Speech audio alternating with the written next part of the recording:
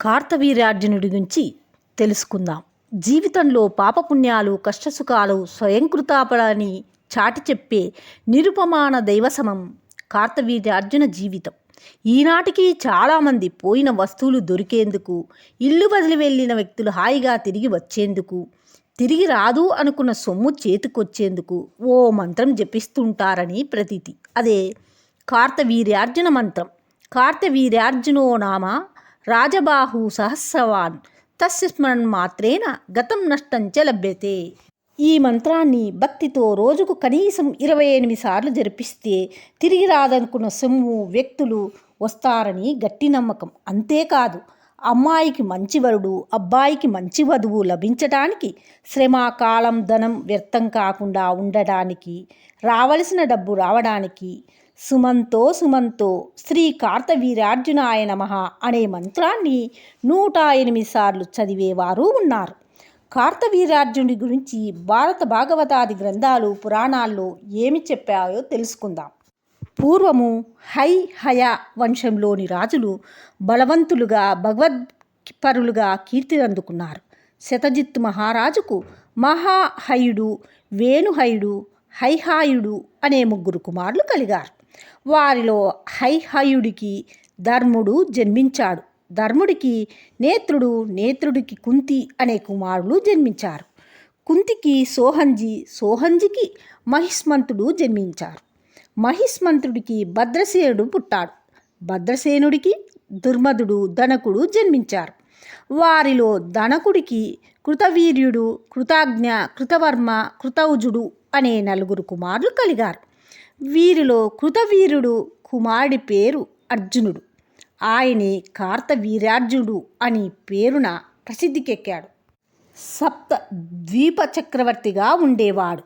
భగవద్వంశంతో జన్మించడమే కార్తవీర్యార్జునుడు సకల సద్గుణ సంపన్నుడుగా ఎదిగాడు. సాక్షాత్ బ్రహ్మ, విష్ణు, మహేశ్వరుల అంశతో జన్మించిన దత్తాత్రేయ స్వామి మెప్పును పొంది ఆయన దగ్గర ఎన్నెన్నో యోగ విద్యా రహస్యాలను, అనిమాది అష్టసిద్ధులను పొందాడు. యజ్ఞము, దానము, తపస్సు, యోగము, శాస్త్రజ్ఞానము విజయాలలో కార్తవీర్యార్జునుడితో పోటీపడి గెలిచేవారు ఎవరూ ఉండేవారు కాదు. ఆయనకు దత్తాత్రేయ స్వామి అనుగ్రహంతో 1000 బాహువులు ఉండేవి. 8000 సంవత్సరాల పాటు సుఖభోగాలను అనుభవించాడు. అంతగా అనుభవించిన ఆయన సంపద, ఆరోగ్యము ఏనాడు తరగలేదు.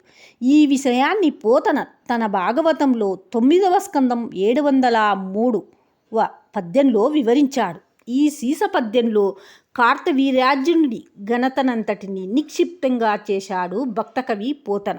కార్తవీర్యార్జునుడి కంటే ముందు హైహాయులున్న వారికంటే ముందు వారి వంశం యదువుతో ప్రారంభమవుతుంది. ఈ యదువు యయాతి మహారాజు పెద్ద కుమారుడు. ఈ వంశంలో భగవంతుడు జన్మించాడు కనుక వీరి వంశ సంకీర్తన పుణ్యప్రదమని భాగవతం పేర్కొంటుంది. రామాయణం కథలో ప్రతినాయకుడైన రావణుడిని సైతం కార్తవీర్యార్జునుడు ఓడించాడని పురాణ కథలు చెబుతున్నాయి. అన్నిటికంటే మించి కార్తవీర్యార్జునుడి గురించి, ఆయన పతనానికి సంబంధించిన విషయాన్ని గురించి భారత భాగవతాది గ్రంథాలు వివరిస్తున్నాయి. ఒకసారి అగ్నిదేవుడు తనకు ఆహారం కావాలని కార్తవీర్యార్జునుడిని అడిగాడు.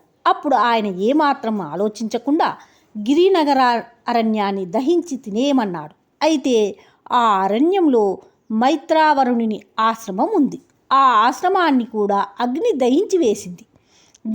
దాంతో మైత్రావరుని కుమారులకు కోపం వచ్చి కార్తవీర్యార్జునుడి 1000 బాహులను పరశురాముడు ఖండిస్తాడని శపించారు.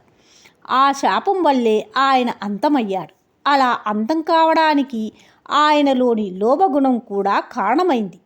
ఒక రోజున కార్తవీర్యార్జునుడు వేటకు వెళ్ళి బాగా అలసిపోయి జమదగ్ని ఆశ్రమానికి వెళ్ళాడు.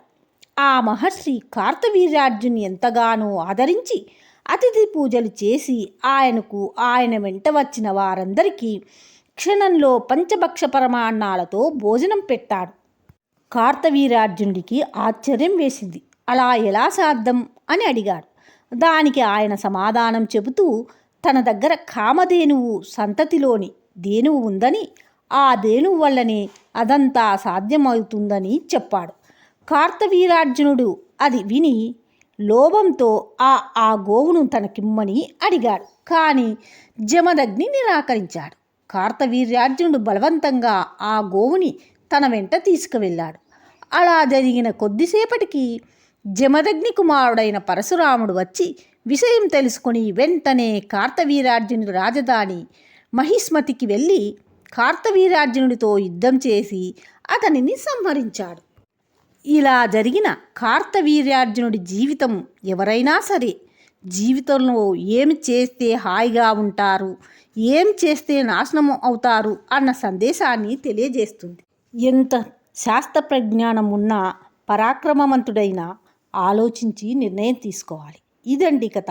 మీ అభిప్రాయాన్ని కామెంట్ రూపంలో తెలియజేయండి. అలాగే లైక్ చేసి సబ్స్క్రైబ్ చేసుకోండి.